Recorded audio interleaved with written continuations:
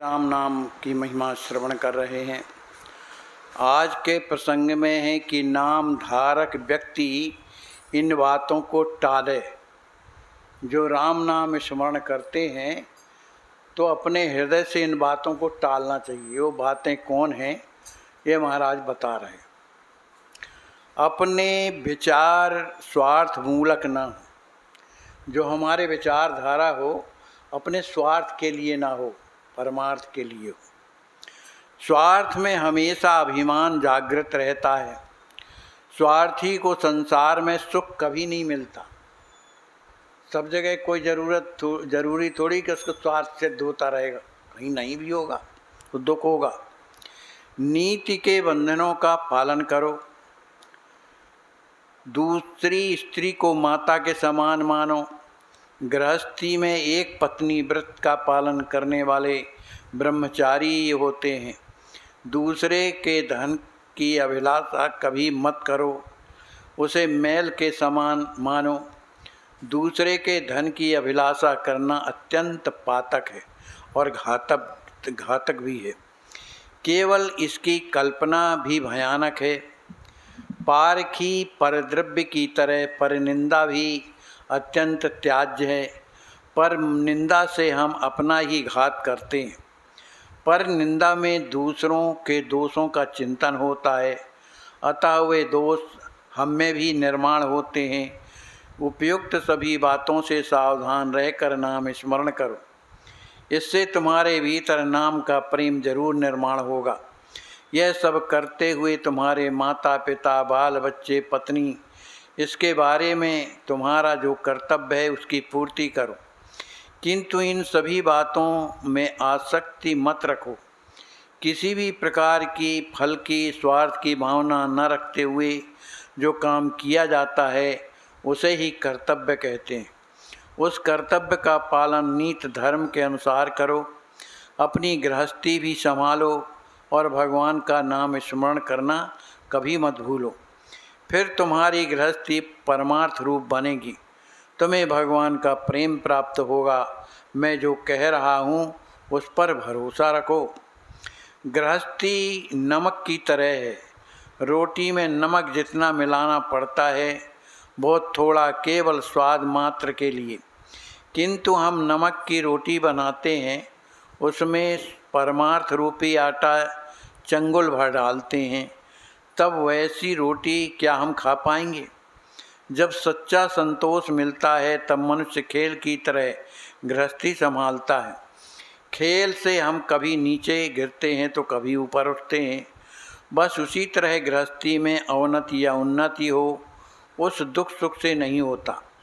खेल में दूसरा जब दांव लगाएगा तो वह भी दांव चलाएगा, किंतु दांव हारने या जीतने की उसे चिंता नहीं होगी।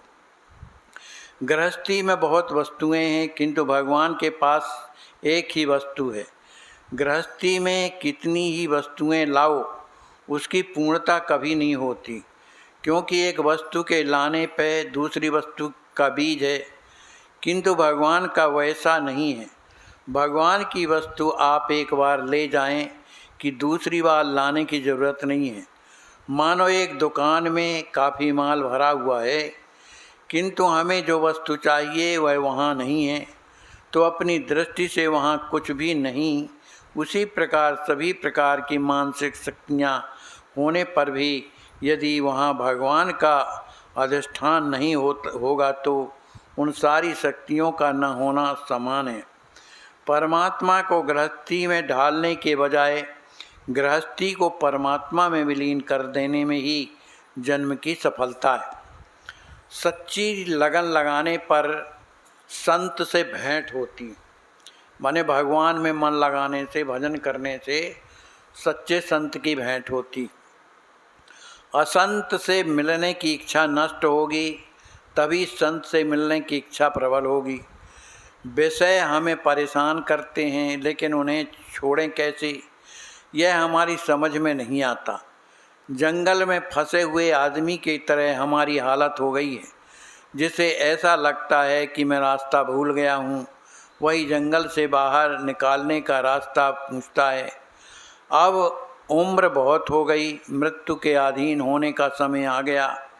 हे राम, अब तुम ही उद्धार करो। ऐसी व्याकुलता उत्पन्न होगी, तभी संत सहवास का लाभ होगा।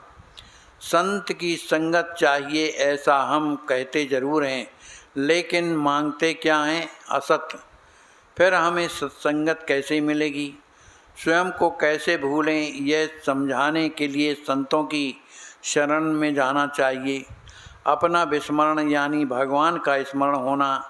पिताजी कहीं दूसरे शहर में बहुत दूर रहते हैं, उनकी चिट्ठी नहीं आई, इसलिए हम चिंता करते हैं। किंतु जन्म से अब तक भगवान बहुत दूर हैं, तो भी उनकी भेंट नहीं हुई, इसलिए अकुलाहट क्यों नहीं होती? हम नाम स्मरण करते हैं, लेकिन जिनका नाम स्मरण करते हैं वह कौन है, इसका हम कभी विचार नहीं करते।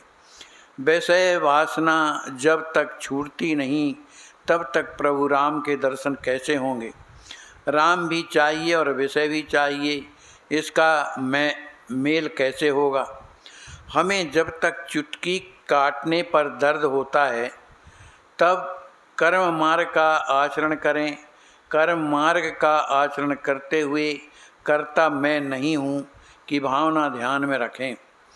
जो सच्चा अनुभवी होता है वह बोलेगा नहीं, और कुछ बोलेगा तो भी उसका बोलना बहुत कम होगा।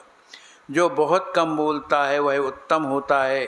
अनुभवी तो होता है, किंतु निरुपाय होकर जो बोलता है वह पहले की अपेक्षा थोड़ा निम्न श्रेणी का माने। कोई ना कोई तो बोलेगा ही। बोलने के बगैर लोगों को कुछ बातें ज्ञात होंगी कैसे? अतः उत्तम लोग यह सोचते हैं कि हम लोग बोलेंगे तो हमें थोड़ा हीन माना जाएगा, फिर भी हमें बोलना जरूरी है। किंतु जिन्हें किसी प्रकार का अनुभव नहीं है, वे अकारण बोलकर अपना शब्द पंडित्य दिखाते हैं। ऐसे लोग तो अत्यंत निम्न श्रेणी के होते हैं। जो संसार को धोखा नहीं देता, खुद भी धोखा नहीं खाता, ऐसे मनुष्य संसार को मार्ग पर ला सकते हैं। कई साधु पत्थर मारते हैं या गालियां देते हैं, फिर भी लोग उनके पीछे पड़ते हैं, इसलिए कि उनकी गालियां भी आशीर्वाद के समान होती हैं। लेकिन ये बातें कई लोगों की समझ में नहीं आती। कोई लड़का अपने बाप से यदि कहे कि मैं इतना पास का हूँ, अर्थात पुत्र हूँ, तो आप मुझे मारते हैं, और जो दूर के रिश्ते का लड़का है उसे आप प्यार करते हैं, किंतु वही मार उसकी भलाई के लिए होती है, यह वह नहीं जानता। साधु के बोलने या पीटने में दुष्ट बुद्धि नहीं होती। संत जो भी बोलेंगे वह संसार के कल्याण के लिए होता है। संत निस्वार्थ होते हैं, वे निष्ठा से मार्गदर्शन करते हैं। हमें उन पर श्रद्धा रखनी चाहिए। संत के कथन का अर्थ आचरण में उतारना चाहिए। बोलिए श्री राम जी महाराज की।